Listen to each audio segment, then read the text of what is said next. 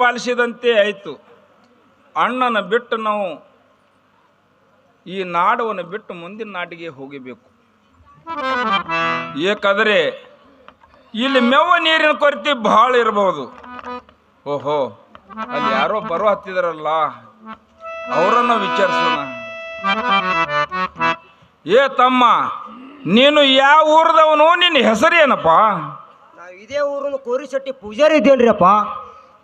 ಏ ತಮ್ಮ, ಕೋರಿಶೆಟ್ಟಿ ಪೂಜಾರಿ ಆದರೆ ಒಳ್ಳೇದಾಯ್ತು. ಈ ನಾಡವನ್ನು ಬಿಟ್ಟು ನಾವು ಮುಂದಿನ ನಾಡಿಗೆ ಹೊರಟಿದ್ದೆವು. ಏಕೆಂದರೆ ಇಲ್ಲಿ ಮೆವ್ವ ನೀರಿನ ಕೊರತೆ ಭಾಳ ಇರಬಹುದು. ಇಲ್ಲೇ ನಾವು ನಮ್ಮ ಅಣ್ಣನ ಸೇವೆ ಮಾಡುತ್ತಾ ಕಾಲಾದರೆ ಕಳಿಬೇಕು. ನಿಮಗೆ ದೇವರು ಒಳ್ಳೆಯದು ಮಾಡ್ತಾನೆ. ಆಗಲಿ ಗೌಡ್ರಿ, ನಾನು ಆದ್ರೆ ಮಾಡುತ್ತೀರಿತೇನ್ರಿ. ಕೋರಿಶೆಟ್ಟಿ ಅವರೇ,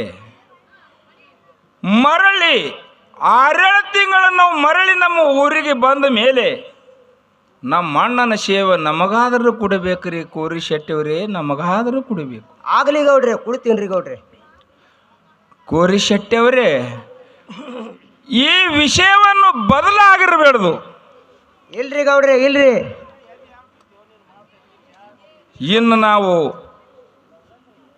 700 ಕಿಲ್ಲರ್ ಹೊಡ್ಕೊಂಡು ಜಗಜ್ಯೋತಿ ಜಕ್ಕಪ್ಪ ಮಾಳಪ್ಪ ಕನಬೈ ಕರ್ಕೊಂಡು ಈ ಉಂಬಳೆ ಠಾಣವನ್ನು ಬಿಟ್ಟು ಶಾಡ ಬಾಬನ ಗುಡ್ಡಕ್ಕೆ 700 ಕಿಲ್ಲರ್ ಹೊಡ್ಕೊಂಡು ಹೋಗಿದ್ದೆವು.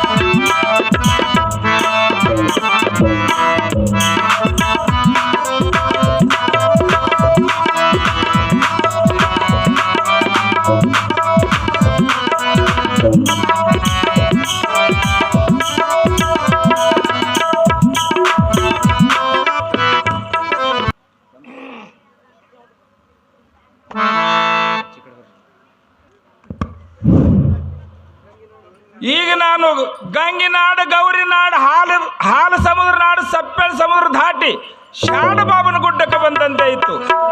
ಇಂಥ ಶಾಡ ಬಾಬನ ಗುಡ್ಡದಲ್ಲಿ, ಗುಡ್ಡ ಗವರದಲ್ಲಿ ಹುಲಿ, ಕರಡಿ, ಶಿವ, ಶಾರದಳು ಇವು ಎಲ್ಲ ಕಾಟ ಜಪಿಸೋ ಸಲುವಾಗಿ ನಾನು ಗುಡ್ಡ ಗವರದಲ್ಲಿ ಇಲ್ಲೇ ಕಿಲ್ಲರ್ ದೊಡ್ಡವನು ಹಾಕಿರ್ತೇನೆ. ಮೇಲಾಗಿ ನೆಲ ಭುಯ್ಯರವನ್ನು ಹೊಡೆದು ಜಗಜ್ಯೋತಿ ಜಕ್ಕಪ್ಪ ಮಾಳಪ್ಪನವರಿಗೆ ನೆಲ ಭುಯ್ಯರದಲ್ಲಿ ಇಡುತ್ತೇನೆ.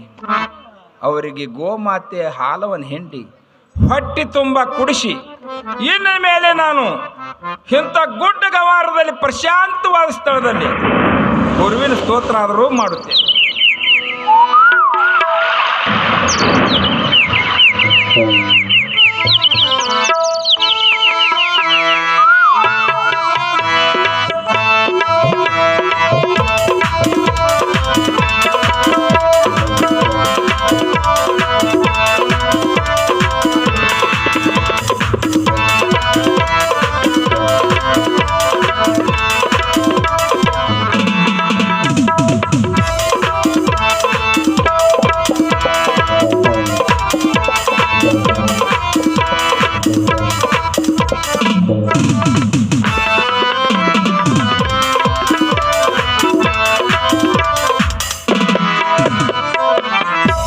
ನಾನು ಇಂಥ ಗುಡ್ಡ ಗವಾರದಲ್ಲಿ ಪ್ರಶಾಂತವಾದ ಸ್ಥಳದಲ್ಲಿ ಗುರುವಿನ ಸ್ತೋತ್ರ ಆದರೂ ಮಾಡುತ್ತೇನೆ.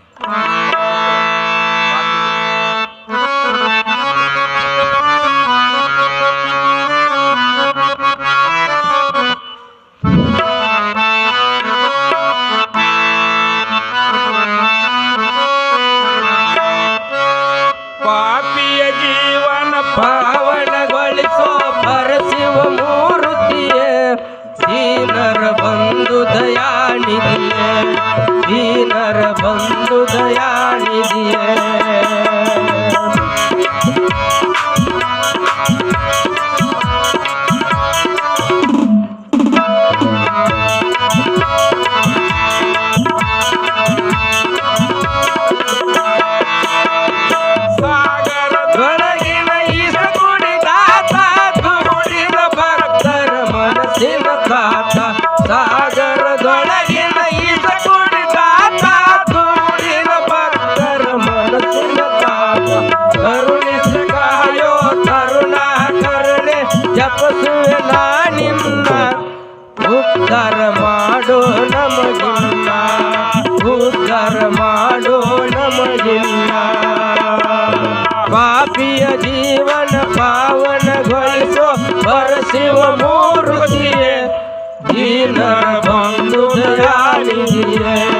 ದೀನರ ಬಂಧು ದಯಾನಿಧಿಯೇ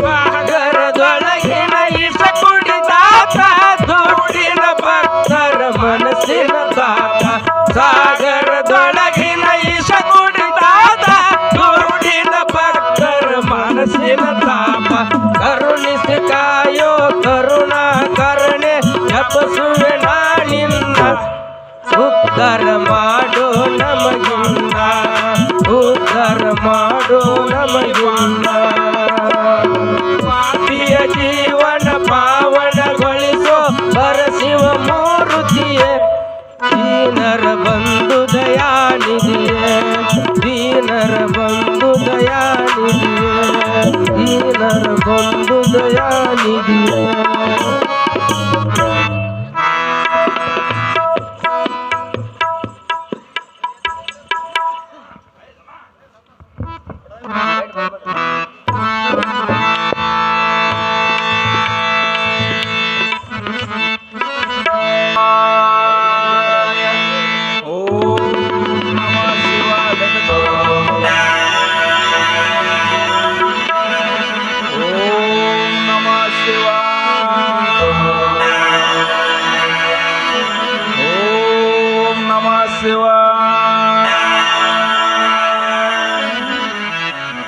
ಓಂ ನಮಃ ಶಿವಾಯ.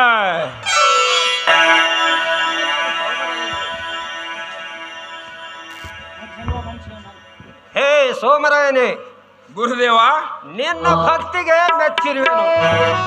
ಹಾಗೂ ನನ್ನನ್ನು ಕಂಡು ಗುರ್ತು ಹಿಡಿದಿರಲಿ, ಸಂತೋಷಿರಲಿ. ಈಗ ನಾನು ಏಳಗಮರ ಹಾದಿ ನಡೆದು ಬೇಜಾರಾಗಿರುವೆನು. ನನಗೆ ಬಹಳ ತ್ರಾಸವಾಗಿ ಹಸಿವೆಯಿಂದ ಬಳಲುತ್ತಿರುವುದು. ಗುರುದೇವ, ನನ್ನ ಗುರುಗಳಾದದ್ದು ಏಳಗಮರ ಹಾದಿ ನಡೆದು ಬಹಳ ತ್ರಾಸಾಗಿದೆ.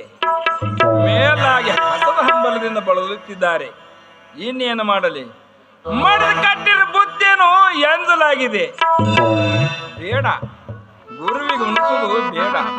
ನನ್ನ ಗೋಮಾತೆ ಹಾಲವನ ಹೆಂಡ ಗುರುವಿನ ಹಂತ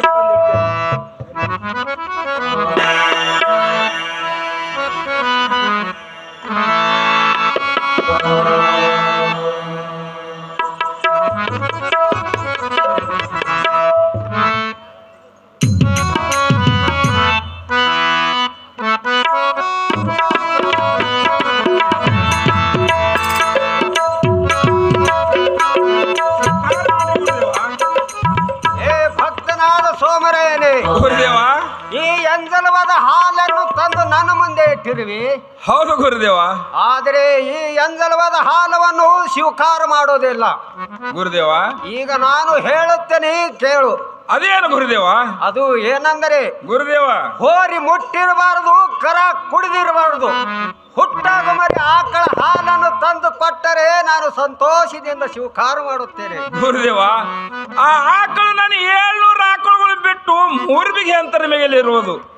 ಅಂತ ಆಕಳ ಹೇಗೇನ ಬಂದಿತ್ತು ಗುರುದೇವ? ಭಕ್ತನಾದ ಸೋಮರಾಯನೇ, ಗುರುದೇವ, ನನ್ನ ಜೋಳಿಗೆಯಲ್ಲಿ ಇರ್ತಕ್ಕಂತ ಭಸ್ಮವನ್ನು ಕೊಡುತ್ತೇನೆ. ಅದು ಒಯ್ದು ನಿನ್ನ ಆಕಳಿಗೆ ಹಚ್ಚು. ಆಮೇಲೆ ನೋಡಿಕೊಳ್ಳು ನಿನ್ನ ಆಕಳ ಮಹಿಮೆಯನ್ನು. ಆಗಲಿ ಗುರುದೇವ.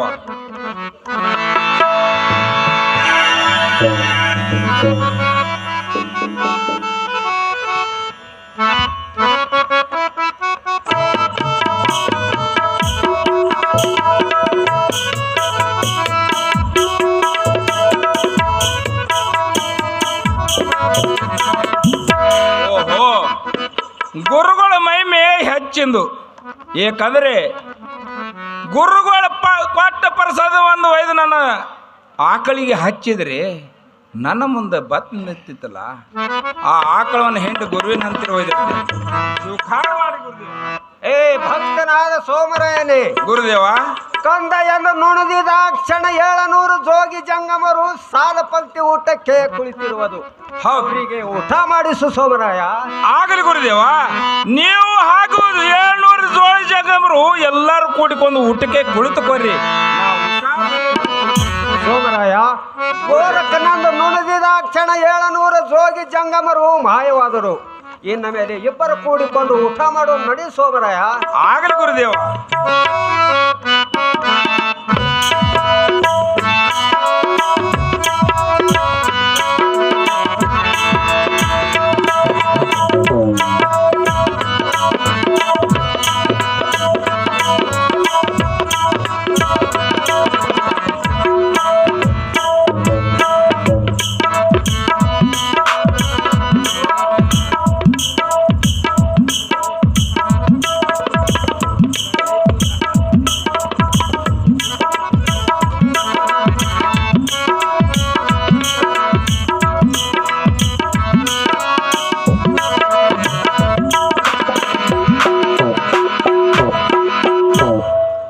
ಭಕ್ತನಾದ ಸೋಮರಾಯನೇ, ಗುರುದೇವ, ಈಗ ಊಟ ಮಾಡಿದಂತೆ ಆಯಿತು. ಹೌದು, ನಿನ್ನ ಪರೀಕ್ಷಾ ಸಿದ್ಧಾಂತವಾಯಿತು. ಈಗ ನನ್ನ ಮಗಳ ಪರೀಕ್ಷೆಗೋಸ್ಕರ ಅಲ್ಲಿಗೆ ಹೋಗೋಣ ನಡಿ ಸೋಮರಾಯ. ಗುರುದೇವ, ನನ್ನ 700 ಆಕಳಗಳನ್ನು ಬಿಟ್ಟು ನಾನು ಹೇಗೆ ಬರಲಿ ಗುರುದೇವ? ಸೋಮರಾಯ, ಗುರುದೇವ, ನಿಂದು ತೊಗಲಿನ ಕರ ಹೋದರೆ ನಾನು ಬಂಗಾರದ ಕರ ಕೊಡುತ್ತೇನೆ ನಡೆ. ಆಗಲಿ ಗುರುದೇವ.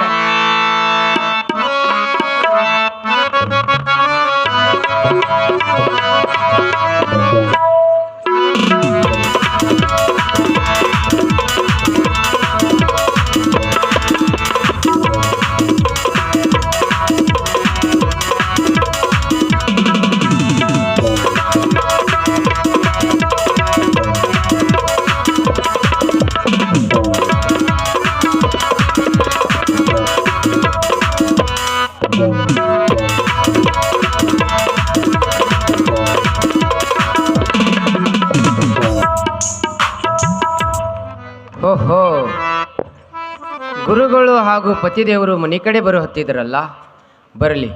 ಅವರು ಬರೋದ್ರೊಳಗಾಗಿ ನಾನು ನನ್ನ ಮನವನ್ನು ಮೀಸಲು ಮಾಡಿ ಮನೆಯನ್ನು ಸರವಣಿಗೆ ಮಾಡಿ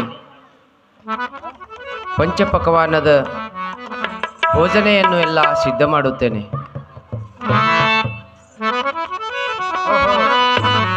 ಗುರುಗಳು ಹಾಗೂ ಪತಿದೇವರು ಬಂದೇ ಬಿಟ್ರಲ್ಲ, ಬನ್ನಿರಿ ಗುರುಗಳೇ, ಬನ್ನಿರಿ.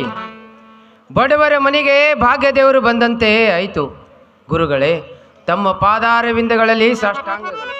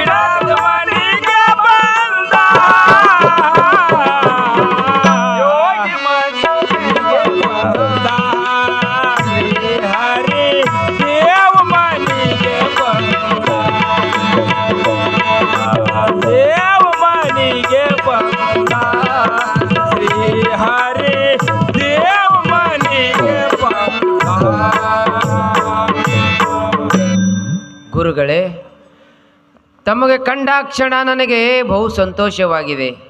ಅದು ಹೇಗೆಂದರೆ, ಹಸುವಿನ ಮನೆಗೆ ಹಾಲಿನ ಸಮುದ್ರ ಬೆರೆದಂತೆ ಆಯಿತು.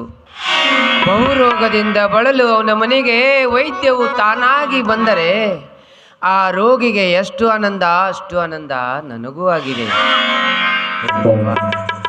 ಗುರುಗಳೇ, ತೆಗೆದುಕೊಳ್ಳರಿ ಈ ಬಂಗಾರ ತಂಬಿಗೆಯಲ್ಲಿ ಸೀತಾಳವನ್ನು, ಕೈಕಾಲ ಮಜ್ಜಲೆ ಮಾಡಿ ಕುಳಿತುಕೊಳ್ಳರಿ.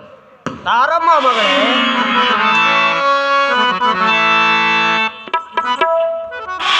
ಗುರುಗಳೇ ಕುಳಿತುಕೊಳ್ಳರಿ. ಮಣಿಯನ್ನು ಹಾಕಿರುತ್ತೇನೆ. ಪತಿದೇವ ಹಾಗೂ ತಾವು ಕೂಡಿ ಊಟ ಆದರೂ ಮಾಡಿಕೊಳ್ಳಿರಿ.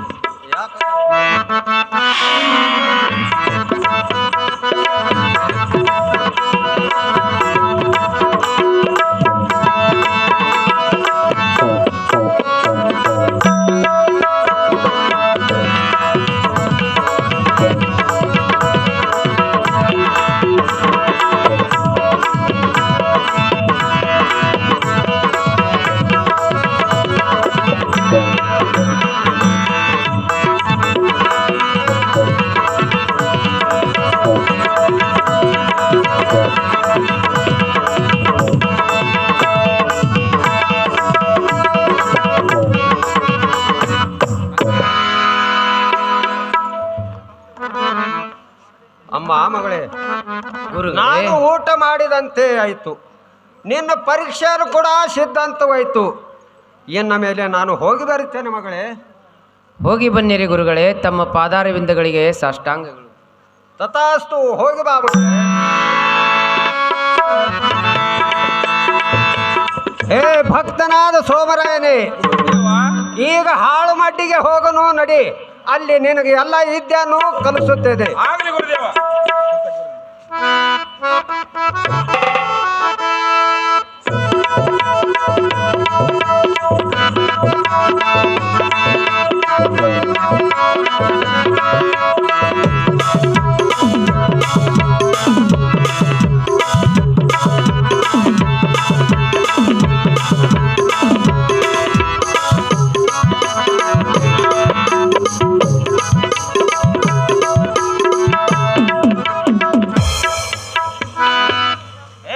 ಭಕ್ತನಾದ ಸೋಮರಾಯನೇ, ಗುರುದೇವ.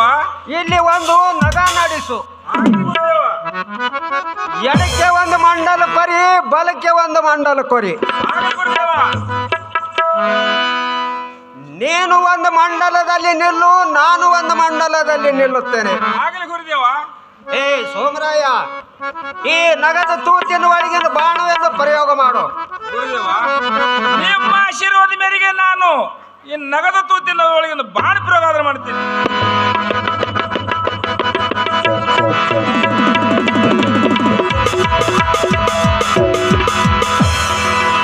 ಏ ಭಕ್ತನಾದ ಸೋಮರಾಯನೇ, ಗುರುದೇವ. ನಿನ್ನ ಭಕ್ತಿಯು ಸಿದ್ಧಾಂತವಾಯಿತು. ಈಗ ನಾನು ಧರಿಸಿರುವಲ್ಲ ಆಭರಣಿಯನ್ನು ಕೊಡುತ್ತೇನೆ, ತೆಗೆದುಕೊಳ್ಳು ಈ ರುದ್ರಾಕ್ಷ ಮಾಲೆಯನ್ನು.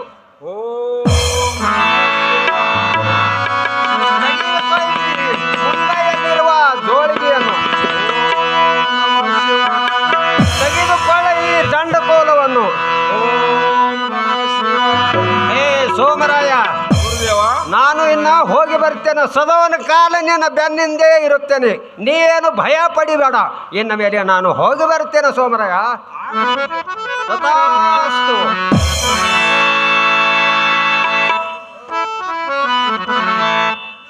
ಈಗ ಪರ್ತಿ ವಿದ್ಯೆ ಕಲ್ತಂತೆ ಆಯಿತು. ಇನ್ನು ಮೇಲೆ ಗುರು ಕೊಟ್ಟ ಆಭರಣಗಳನ್ನು ಧರಿಸಿಕೊಂಡು ಮೈಯಲ್ಲಿ ಕಾವಿ ಕಾಂತಿ, ಮುಂಗೈಗೆ ಜೋಳಿಗೆ, ಕಾಲಲ್ಲಿ ಪಾದುಕ, ಕೈಯಲ್ಲಿ ದಂಡಕ ಹಿಡ್ಕೊಂಡು ಇನ್ನು ಮೇಲೆ ಜಗಜ್ಯೋತಿ ಜಕ್ಕಪ್ಪ ಮಾಳಪ್ಪನವರಿಗೆ ತಳದಲ್ಲೇ ಇಟ್ಟಿದ್ದೀನಿ. ಈಗ ನಾನು ಪ್ರಶಾಂತವಾದ ಸ್ಥಳ, ಶಾಡ ಬಾಬನ ಗುಡ್ಡದಲ್ಲಿ ಪ್ರಶಾಂತವಾದ ಸ್ಥಳದಲ್ಲಿ 700 ಕಿಲ್ಲರ್ ಮೈಸುತ್ತ ಇನ್ನು ಗುರುವಿನ ಸ್ತೋತ್ರ ಮಾಡುತ್ತ ನಾನು ಹಳ್ಳಿ ಹಣಮರ ಪಟ್ಟಣದ ಡಿಳಿ ಸುಲ್ತಾನ್ ಭಾಷೆನ ರಾಜವಾಡದಲ್ಲಿ ಕುಣಿದಾಡು ಗುರುವಿನ ಸ್ತೋತ್ರ ಮಾಡ್ತಾನೆ. ಅಲ್ಲಿ ಊರು ಹಿರಿಯರು ಎಲ್ಲರೂ ನನ್ನನ್ನು ನೋಡಲ್ಲಿ ಬಂದೇ ಬರ್ತಾರೆ.